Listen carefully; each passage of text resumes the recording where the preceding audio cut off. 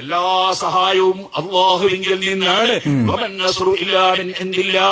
അള്ളാഹുവിൽ നിന്ന് മാത്രമാണ് സർവ്വ സഹായങ്ങളും. അവന്റെ സൃഷ്ടികൾ മുഖേന അള്ളാഹു തആല നൽകുകയാണ് എന്നല്ലേ ഖുർആൻ പഠിപ്പിച്ചത്. അങ്ങനെ ആ സഹായം ലഭ്യമാകാൻ ഖത്താദ മാത്രമല്ല, വേറെ ഒരാൾ വന്ന് പറയാണ് എന്റെ കണ്ണിന് കാഴ്ച വേണം. നബി സല്ലല്ലാഹു അലൈഹി വസല്ലം ആദ്യം ക്ഷമിച്ചുകൂടെ എന്ന് ചോദിക്കും. അസ്സലാമു അലൈക്കും. പ്രിയമുള്ളവരെ, ഇദ്ദേഹം തുടങ്ങി വെച്ചത് എന്തിലേക്കാണെന്നുള്ളത് ആ തുടക്കത്തിൽ തന്നെ ഒരുവിധ ആളുകൾക്ക് മനസ്സിലായിട്ടുണ്ടാവും. ഇനി രണ്ടാമത് ഖത്താദ റളിയല്ലാഹു തആല അൻഹുവിന്റെ കാര്യം അവിടെ നിൽക്കട്ടെ, പിന്നെ വേറൊരാൾ എന്ന് പറഞ്ഞു. ഈ വേറൊരാൾ എന്ന് പറഞ്ഞാൽ ആ ആൾക്ക് പേരില്ലേ അല്ലേ? അതോ വെറും ഫുലാൻ എന്നാണോ? ഫുലാൻ ഏത് ഫുലാൻ? ഫുലാന്റെ മകൻ ഫുലാൻ. ഏത് ഫുലാന്റെ മകൻ? മറ്റേ ഫുലാന്റെ മകൻ.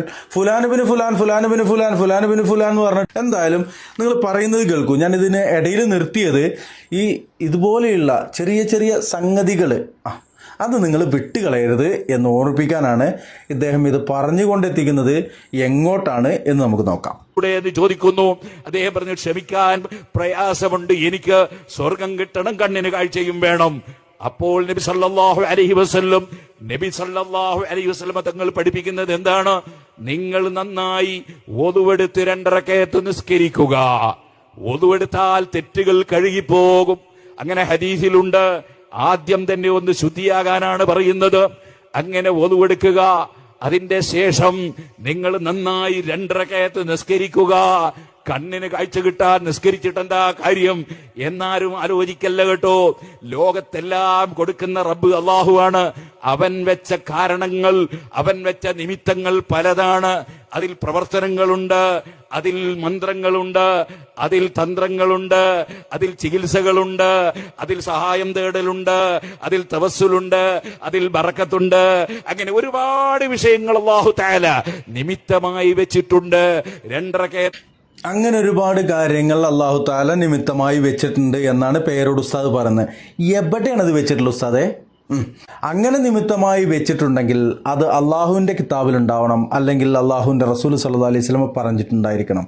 അപ്പോൾ ആയത്തിന്റെ ഇച്ചത് പറഞ്ഞോളിയും അല്ലെങ്കിൽ ഹദീസിന്റെ ഇച്ചത് പറഞ്ഞോളിയും. അല്ലാതെ നിങ്ങൾ ഇങ്ങനെ വെറുതെ ഇങ്ങനെ വയൽ പറഞ്ഞിട്ട് ഒരു കാര്യമല്ല. നിങ്ങളെ മുമ്പിലിരിക്കുന്ന സാധുക്കൾ കേൾക്കുമായിരിക്കും, അത് വിശ്വസിക്കുകയും ചെയ്യുമായിരിക്കും. എന്നാൽ ഞങ്ങളെപ്പോലുള്ള ആളുകൾ സാധുക്കൾ ഇതിങ്ങനെ പറയും, നിങ്ങൾ നോണയാണ് പറയണെന്ന് പറയും. അല്ലെങ്കിൽ കാണിച്ചു തരിക, ആയത്ത് ഏതാണ്, ആ ഹദീസ് ഏതാണ്, കാണിച്ചെന്നാൽ മതിയല്ലോ.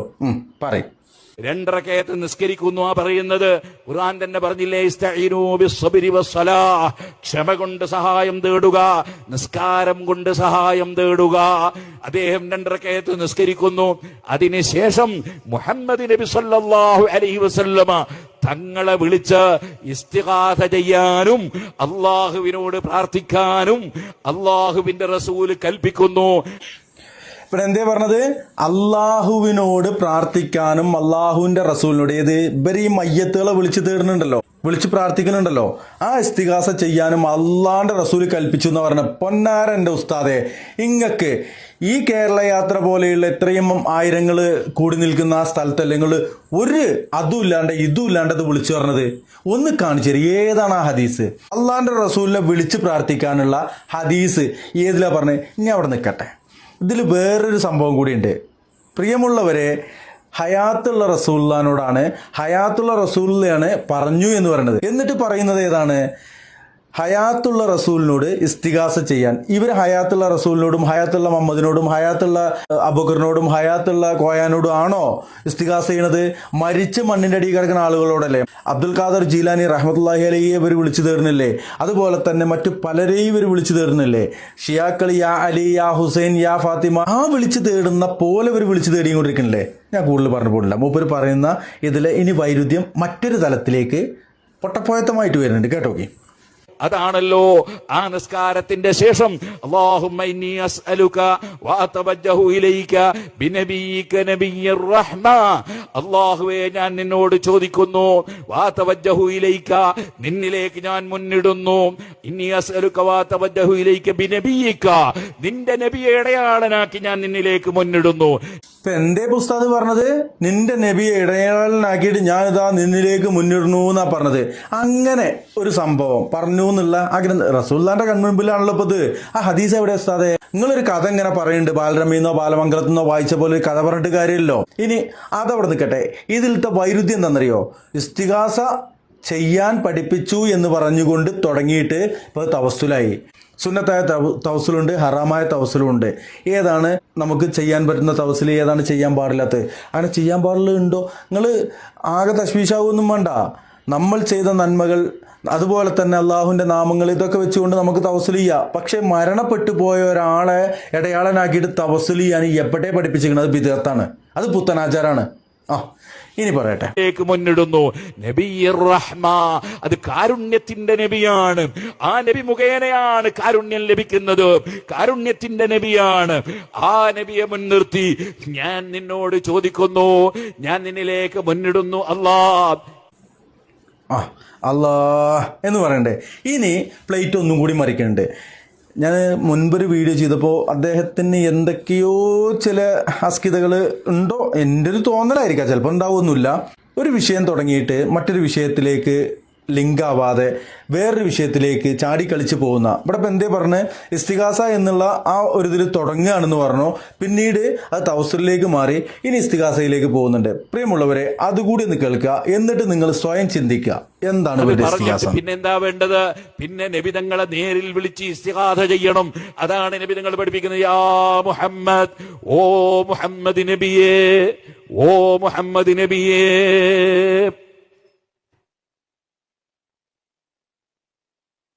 ബാക്കി പറയാൻ പറ്റണില്ല. കാര്യം എന്താണെന്നറിയോ? ഈ വഹാബികളും ജമാഅത്തെ ഇസ്ലാമിക്കാരും മറ്റുള്ള ആളുകളൊക്കെ പിന്നെ നാളെ എന്നെ എയറിലാക്കുമല്ലോ. കാര്യം ഇത് പറഞ്ഞതിന്റെ തെളിവ് പറയേണ്ടി വരുമല്ലോ. തെളിവാണെങ്കിൽ എൻ്റെ അടുത്തില്ല, എൻ്റെ തൊള്ളപ്പൂട്ടല്ലാണ്ട് എൻ്റെ അടുത്ത് ഒന്നുമില്ല എന്നുള്ള വിഷമത്തിലാണ് ആ അന്തം വിട്ട് കുന്തം മുഴുങ്ങി നിൽക്കുന്നത്. കേട്ടോ കാണി,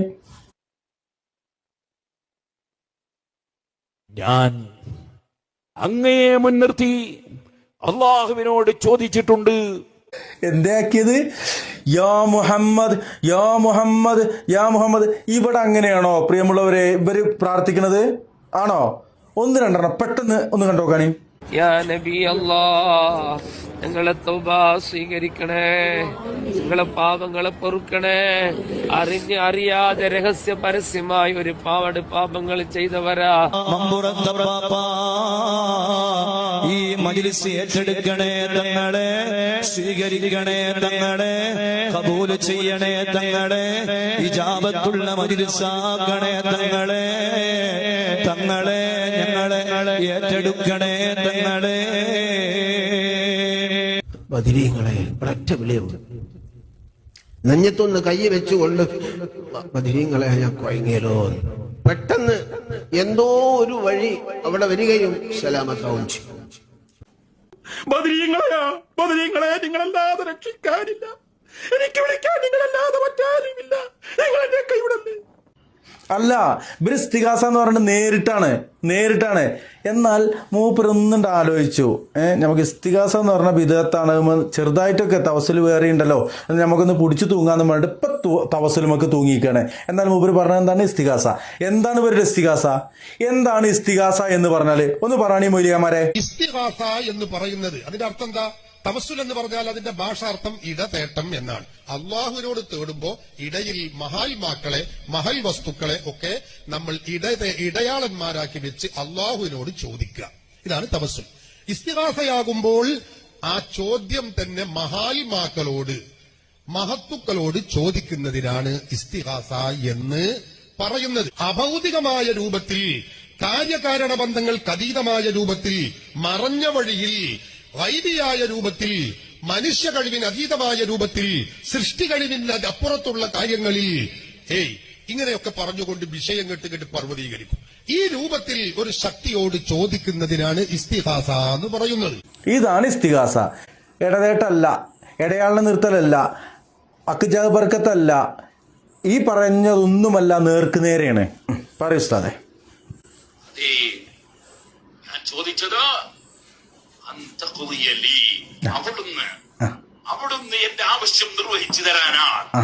അല്ലെങ്കിൽ ഔലി തുഖദാലി, രണ്ട് വിധത്തിലും അവിടെ റിപ്പോർട്ട് കാണാം. ഔലി തുഖദാലി, എന്റെ ആവശ്യം നിർവഹിച്ച് കിട്ടാനാണ്.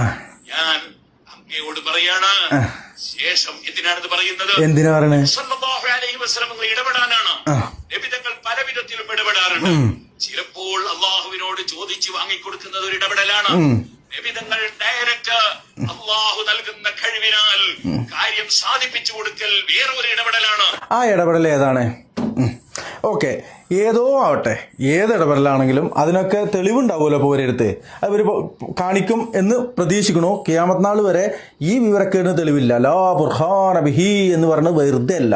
എന്നാൽ ഇവിടെ ഒരു കാര്യം മാത്രം ഇതിനോടനുബന്ധമായിട്ട് പറഞ്ഞിട്ട് അവസാനിപ്പിക്കാം. പ്രിയമുള്ളവരെ, പ്രവാചകന്റെ ഹയാത്ത് കാലത്ത് ഒരു സ്വഹാബി വന്നിട്ട് പ്രവാചകനോട് ചോദിച്ച കാര്യങ്ങളാണ് ഈ പറയുന്നത്. ഇതാണോ ഇവരുടെ ഇസ്തിഗാസ? മൊഹീദ്ദീൻ ഷെയ്ഖയെ കൂട്ടിനെ കൊണ്ടാ ഒന്ന്, അതുപോലെ തന്നെ CM മടവൂരേ കിണറ്റിൽ വെള്ളം ഉണ്ടാക്കിക്കൊണ്ടാ, അതൊക്കെ പറയേണ്ടി വരെ.